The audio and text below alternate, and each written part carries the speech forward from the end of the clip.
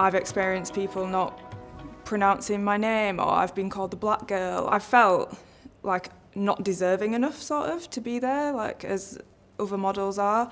I definitely have felt like a token in this industry, which isn't a nice feeling. It's not a nice feeling. I question my worth, you know what I mean? I was like, am I good enough to actually be here, or am I just here for that reason? I was born in Huddersfield, in West Yorkshire. I'm actually from quite a poor background, single parent, just a small town kind of upbringing. It was my mum's friends who were like, oh, you could be a model. But in school and stuff, I was actually like classic story bullied because, you know, you look a bit different. There was a very, very small number of black people in my school as well, the school that I went to. I felt like not accepted growing up, basically, and it was difficult for me until a later age.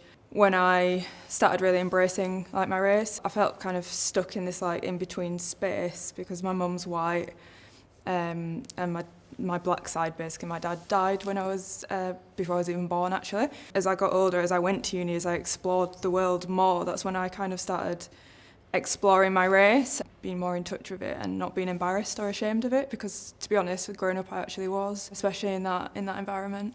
Recently I was travelling to potentially go and do shows, and I had, like, because it is the pandemic, you have to have like all your documentation to travel. And I had letters from my agencies and whatever, and girls just a few days before had gone through this airport and it was fine. I went through the airport and I got held for 24 hours in a detention centre, and honestly it was probably the most traumatic, or one of the most traumatic things that has happened in my life. There were 6 men just in there was no COVID, people weren't wearing masks, there was no hand sanitizer. It was kind of like being in a changing room, locker room in like a old high school. It was just, you know, not clean. They made me sign a form and it said that I was like a risk to the European Union, multiple countries. I think they said that I didn't have the correct documentation to get into the country, which was false because I had exactly what everyone else had: COVID tests, the job lot, my letter from my agency. It was just a horrible situation. I felt like, what crime had I committed? This wouldn't happen to everyone, and there's obviously a reason this has happened to me. Like, the reason why I got stopped and a lot of the other girls probably didn't was probably because of racial profiling. It shouldn't just be this little, oh well, we know what it's like there, you know, and accept that it's common knowledge, we just accept that. No, we should be able to talk about it, understand it, and prepare for it as well. Like, prepare that you could go there and be subjected to racism, because you speak out on it. And the amount of messages that I got from other models who this has happened to in countries, other models who have experienced racism, we can't pretend it's not there and we can't pretend it's not happening. I'm scared. I am actually scared. I'm scared of it happening again. Just that extra level of like mental preparation, I guess.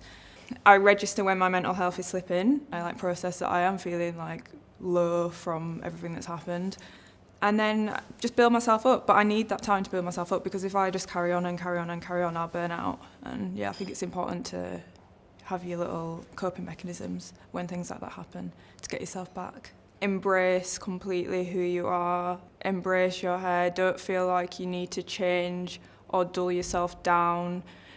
Do not feel like by speaking out on something, by correcting someone about your name, by, you know, saying to your agency, no, I think someone who's treated me in this way because of the colour of my skin, do not feel like you are being outspoken or sassy. The only way we can make change in this industry is by informing and registering that these things aren't okay, and being able to say that to people and not be scared that our careers are going to be impacted by doing that. We shouldn't have to, you know, speak out on social media, on public platforms. We should just be able to have frank conversations, and it shouldn't be a big deal. If it is made out to be a big deal, then maybe you are surrounding yourself with the wrong people. And I did have backlash. I had people say that I was, you know, just an outspoken black girl using my racial identity again, using my race card. I know I'm not. Like, that's the thing, I know I'm not. And I know that the people who did come forward with similar stories and said thank you, like, I think it just like having that collective understanding that it is happening. Hopefully, by speaking out about it, people can be more prepared. I don't base all my self-worth on how I look. And I'm not going to lie, I probably have done, and it's very difficult not to when your career is based on how you look. I don't compare myself, like, because I've been through the bullying when I was younger and stuff. You just have to really appreciate those special qualities in yourself and not compare it to other people, because no one can be you. Like, the bit that makes you, the silly bits, the funny bits, like, no one can recreate that, no one can replicate that. If you have that kind of constant within yourself, you can deal with the highs and you can deal with the lows because you constantly are kind of planted within. Don't take what you see on things like social media at face value.